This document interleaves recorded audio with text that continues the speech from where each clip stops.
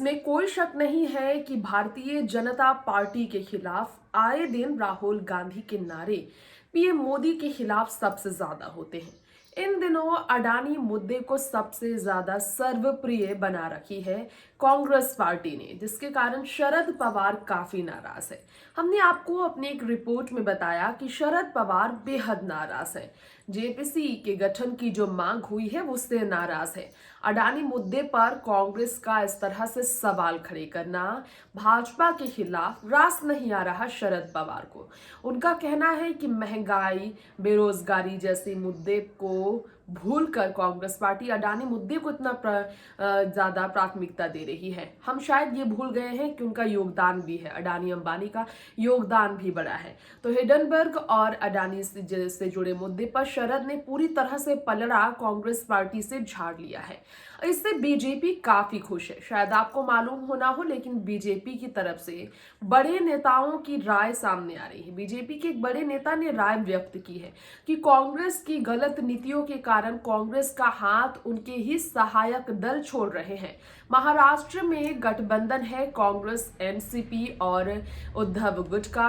अब राकांपा प्रमुख ने कांग्रेस पार्टी का साथ इस मामले में छोड़ा। उन्होंने कहा कि सुप्रीम कोर्ट जब खुद अपनी तरफ से इस पर संज्ञान ले रही है, सुप्रीम कोर्ट के आदेश से जब अडानी मुद्दे पर जांच किया जा रहा है, तो कांग्रेस पार्टी को इस पर सवाल नहीं खड़ा करना चाहिए। अपनी तरफ से बीजेपी के खिलाफ इस मुद्दे को नहीं उठाना चाहिए। बाकी कई मुद्दे हैं। ऐसे में शरद पवार की बातों को भी नहीं रखा। राहुल गांधी ने उनकी बात नहीं रखी।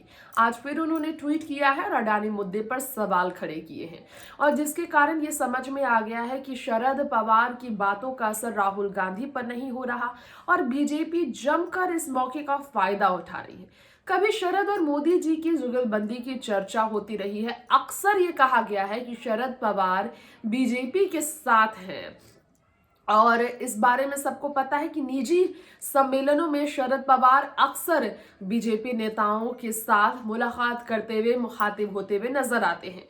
तो क्या वाकई में एक बार फिर एनसीपी प्रमुख शरद पवार विपक्षी दलों का साथ छोड़ भाजपा का दामन थामेंगे?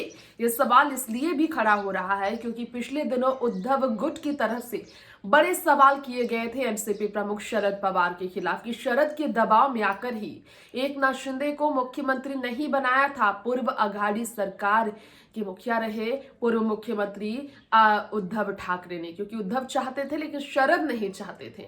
इसी कारण शरद के लिए उद्धव गुट के खिलाफ भी नाराजगी जाहिर करना या कांग्रेस के खिलाफ नाराजगी जाहिर करना कोई बड़ी बात नहीं होगी।